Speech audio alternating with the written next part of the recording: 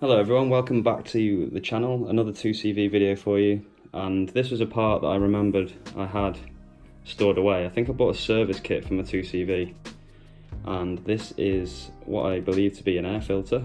So I thought I might as well get it fitted. I checked the other one in the 2CV and it's a bit dirty. Probably doesn't need replacing necessarily, but as I've got the part I thought I might as well put it in, and it's another nice little video to put in for the channel as well. So yeah, let's get this fitted.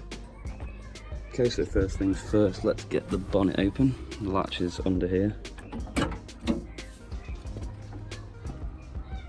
Nice and easy access, it's just you've got to twist this counterclockwise and then it pops off. There's a bit of residue in here, so if anyone knows if that's a bad thing, please let me know. I assume that should be pretty clean, but it's got quite a lot of fuel in it by the looks of it. So here's the filter, and it's in this handy mesh surround, which basically means I need to swap that out and put this one in. As you can see, it's looking a bit sorry for itself, but this one's a lot bigger actually, so I'm just wondering if it's gonna fit properly, but we'll try it out and see how it looks.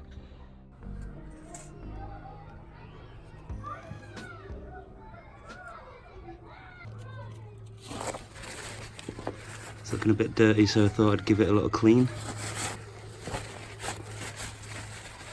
Very easy to bend this metal, so I'm going to have to be careful. I need to make sure I maintain the shape of it so it goes around the filter correctly.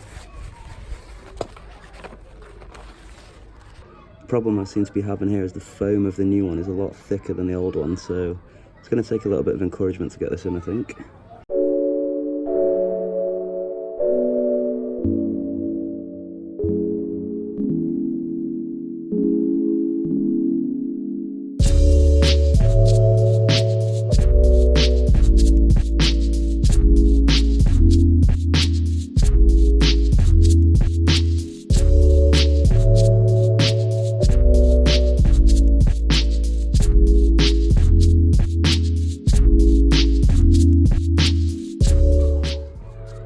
Okay, that's pretty much as good as it's going to fit. The slightly bigger size of these two things did have a little seam, which I've actually decided to put on the inside. I don't know if that's going to be a problem.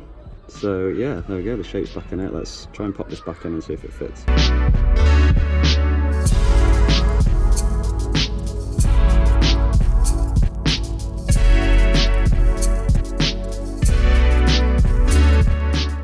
There are some sharp edges on that. I've actually just cut my finger, so be careful if you're doing this yourself.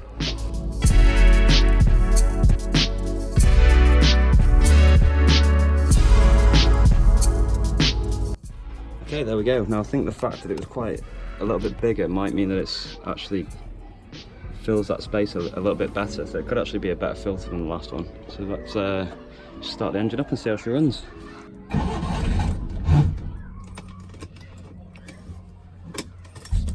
Bit of choke maybe. I'm hoping it doesn't sound like choked because of that new filter, that's what I'm worried about. Oh no, that sounds fine. So I just needed a bit of choke again. Alright, so it always puts a smile on my face when the 2CV starts up, definitely.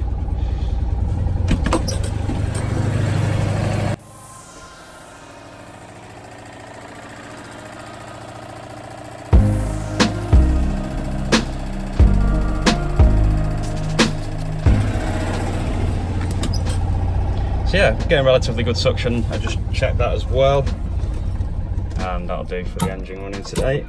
Steering lock on, maximum security this car, as we know. So another thing I want to do is to show you a few areas that I go around the car and regularly kind of WD-40 just to keep them working nicely, mainly the locks.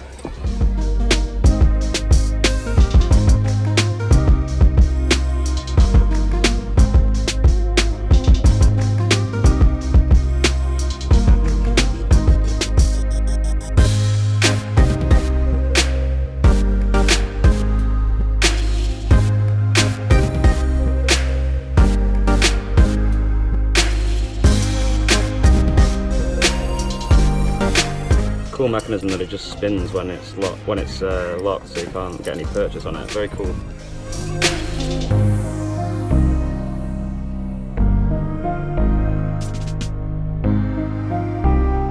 do this latch as well, just because it's something that opens quite regularly, but it looks okay.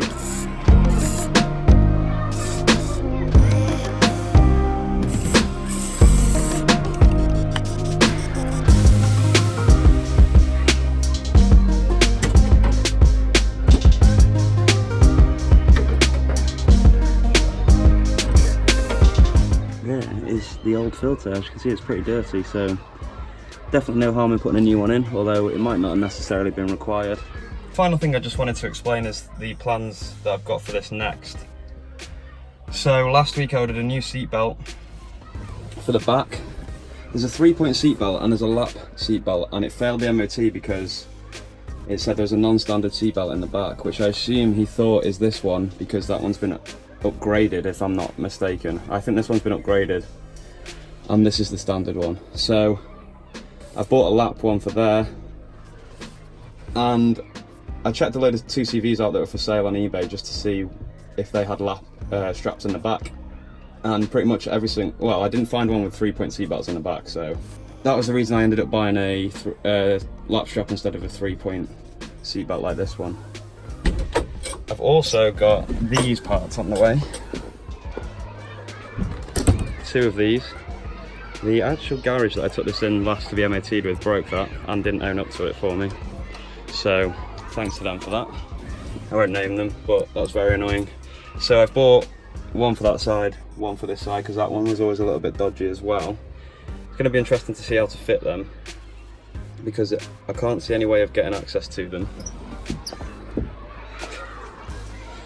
apart from maybe just getting something behind it and prizing it off, so we'll see how that goes. After that, it's a case of getting it in for the MOT and seeing what's left that's wrong with it. One of the problems is a front wheel bearing, which I'm not going to attempt to do myself, that one. And rear fog light, which I think I've already mentioned. I'm getting someone over to look at that hopefully this week, so fingers crossed for that one. And the final thing is this little problem.